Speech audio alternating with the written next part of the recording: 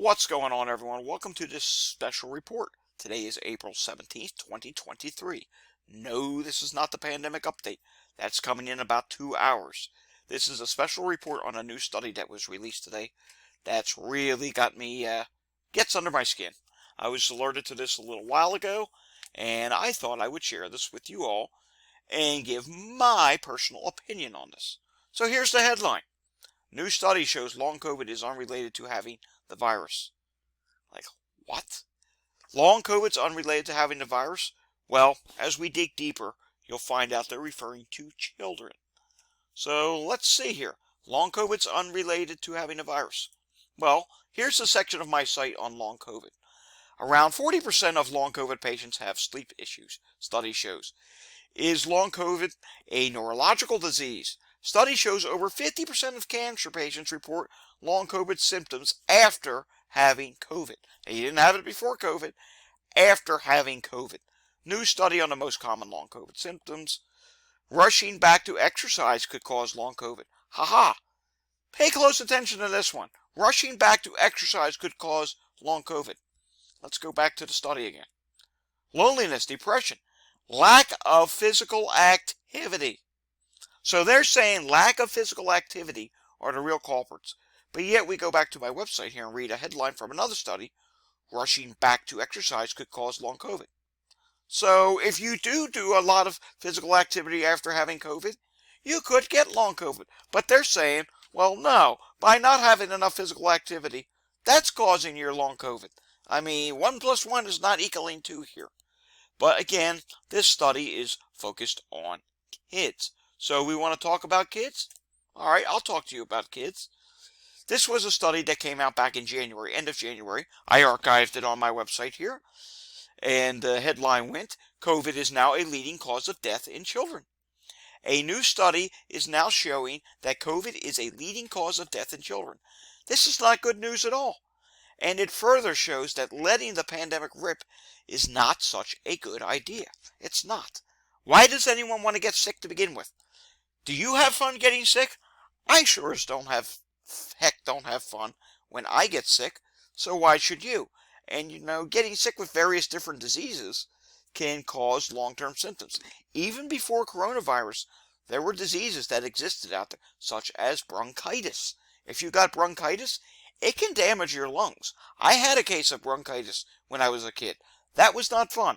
I had it for many weeks. I think it was part of the reason that led up to my coughing, which got a heck of a lot worse after COVID, which it's part of the reason why I have long COVID. Anywho, it's not fun getting sick, and letting it rip was such a bad idea. So we come down here with this study here. There were 3 sources of information I had for this. I had The Hill. Then second of all, I had JAMA Network Open. Remember that one. Pay close attention to that one.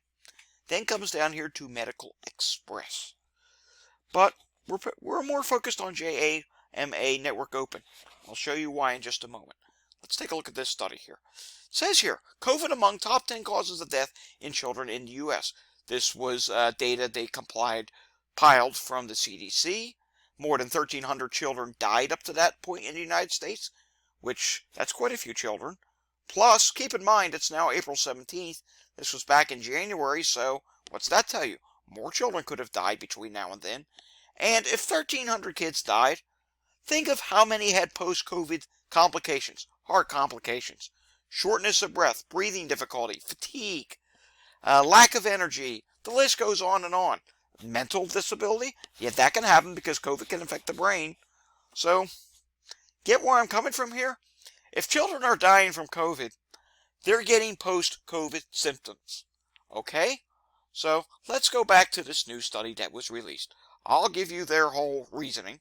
It's rather silly if you ask me. A new study published in, JAMA.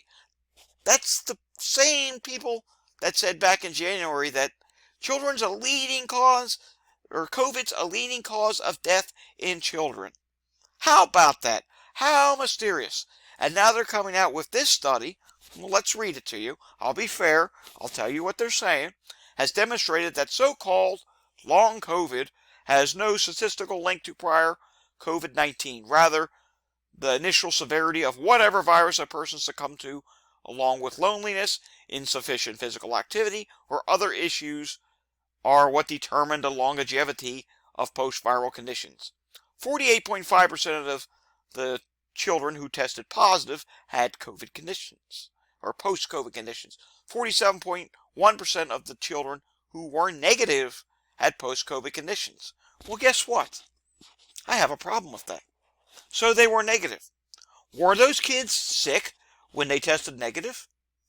COVID has various different variants and subvariants. The Omicron subvariant has been a complete game changer. It has been much more difficult to detect a case of COVID since Omicron came around, like the BA.1, BA.2, BA.5, and now we're up to XBB.16. Some of the testing is not sensitive enough to detect the case. So I really question, if these kids tested negative, was it a false negative? Now, everyone's always quick to say, oh, they're just randomly marking stuff down as COVID and saying they're positive for COVID. Well, yes, there could, on the rare occasion, be a false positive case of COVID. It's highly unlikely, but it can happen. But what's also much more likely to happen is a false negative. We have seen cases of people, and let's just expand our horizon beyond children, because when you're getting tested for one of these new variants, a false negative can affect someone at any age from 0 to however old a person is. And when they are getting tested and they come up negative, we have seen cases where people test again. And then a couple days into it, they test again. Oh, surprise, it's COVID. Yeah. How many times did these people get tested? Did they get tested just once? Was it one and done? Oh yeah, you tested, you're negative. It's definitely not COVID that you have. How are you to say, not know, that it was a false negative? How can you say that it's not COVID? Unless you test multiple times over a course of several days. So this study is completely bogus, and it comes down here to further say the factors most linked with a post-COVID were rather found to be initial severity of symptoms, loneliness, fatigue, emotional maladjustment, and insufficient physical activity, which, as we know, if you get too much activity after having COVID, it can lead to long COVID and cause a heck of a lot of problems. We've seen adults get blood clots. Children can get blood clots too. Yes, it's a young age, but it can happen.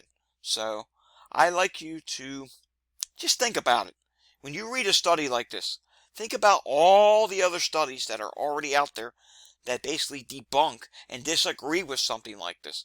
And the fact that JAMA, the same people who published the story about COVID being the leading cause of death in children, now come out with something like this.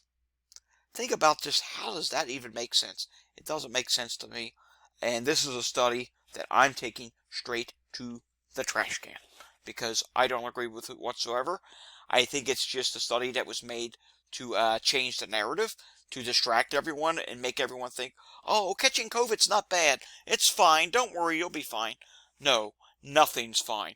They are continuing to try and distract us to think everything's okay, when we know for a fact there's hardcore data and evidence out there that suggests nothing is fine. Alrighty, that's all I got. I'll see you all again in a couple hours for the pandemic update. If you like this video, give it a thumbs up. If you want to see more content like this, hit the subscribe button down below. Until I see you all again next time, stay safe everyone, and test negative, and keep your children safe too.